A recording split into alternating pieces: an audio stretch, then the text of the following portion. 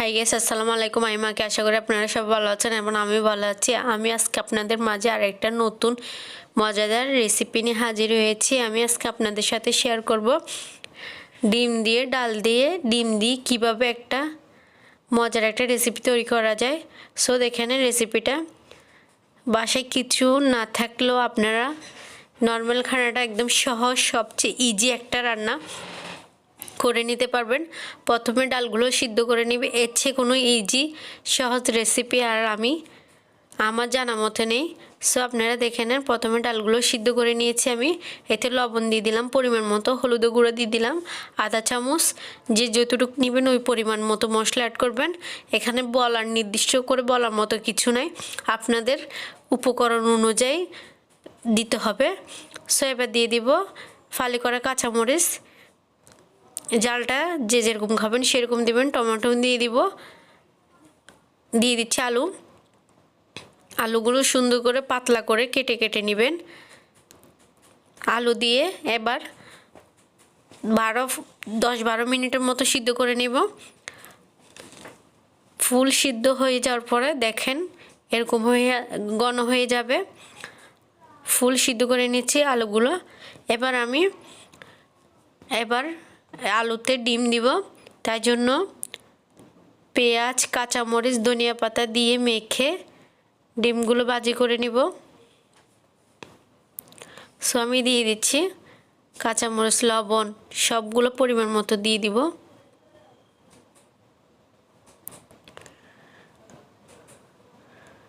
দিয়ে দিচ্ছি 2টা ডিম।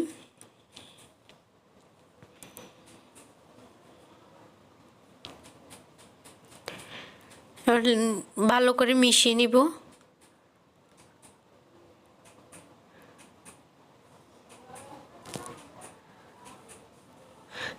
ভালো করে নাড়াচাড়া করে এবার একটা কড়াতে তেল গরম করে নিয়েছি।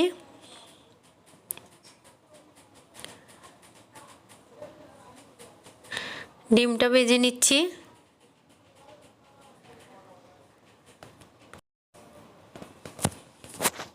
ভালো করে ডিমটা ফ্রাই করে নিচ্ছি। এভাবে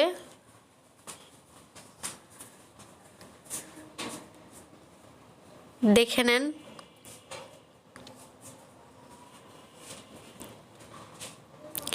এবার উল্টায় দিচ্ছি আরেক ফিট।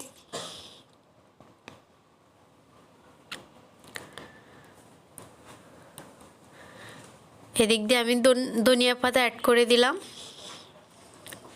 ডালের সাথে। আপনারা ডিম দেওয়ার আগে ট্রাই করবেন ধনিয়া পাতা দিয়ে দেওয়ার জন্য, নাড়াচাড়া করার জন্য সুবিধা হবে। দিয়ে দিলাম ফ্রাই করা ডিম। সাইজটা আপনারা যে যেরকম অনুযায়ী করে নিতে চান ওরকম করে নেবেন। এবার মূল উপাদানে মেন জিনিস হচ্ছে বাগার দেওয়া। এটা দিয়ে দিলাম তেল গরম করে রসুন কুচি, জিরা,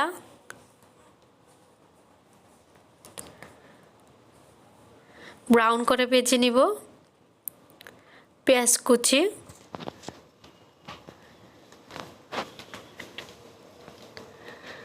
নেড়ে ছেড়ে নিব কয়েক মিনিটের মতো। এবার আমি বাগার দিয়ে দিব ডালের মধ্যে।